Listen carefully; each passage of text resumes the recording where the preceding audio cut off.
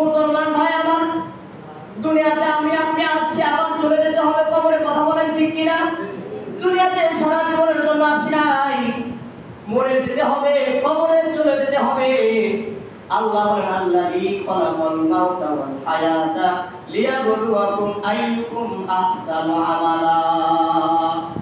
আল্লাহ বলে আমি তোমাদেরকে সৃষ্টি করেছি, তোমাদের মৃত্যুকে সৃষ্টি করেছি, তোমাদের হায়াত আমি আল্লাহ দিয়েছি, ক্ষণস্থায়ী সময়ের জন্য তোমাদেরকে দুনিয়াতে পাঠিয়েছি।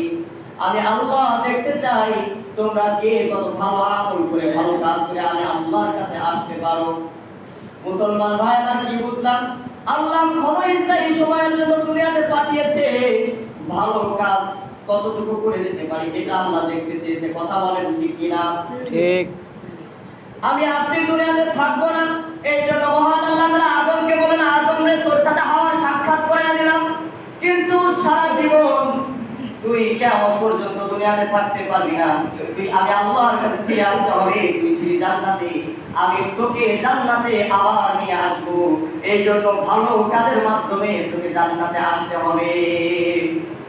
এই জন্য আদম তোকে সর্বপ্রথম দুনিয়ার চিন্তা করতে হবে, আল্লাহর রাজি খুশি করতে হবে।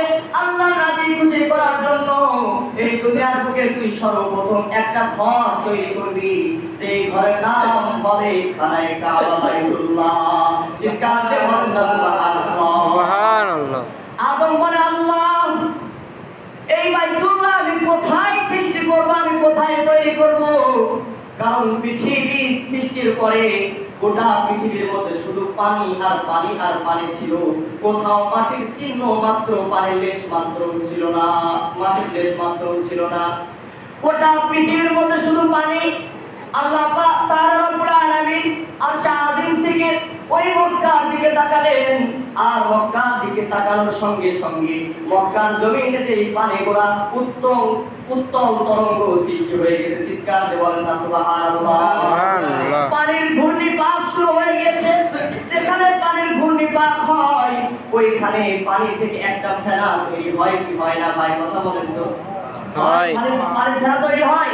হয়। মহান আল্লাহ বলেন যখন পানির ঘূর্ণিপাক তৈরি হয়, ওই পানির ঘূর্ণিপাক থেকে একটা ফেনা তৈরি হয়, আমি আল্লাহ তাআলা ওই ফেনা থেকে একটা ইট পরিমাণ মাটি তৈরি করে দিলাম। চিৎকার দিয়ে বলেন না সুবহানাল্লাহ। সুবহানাল্লাহ।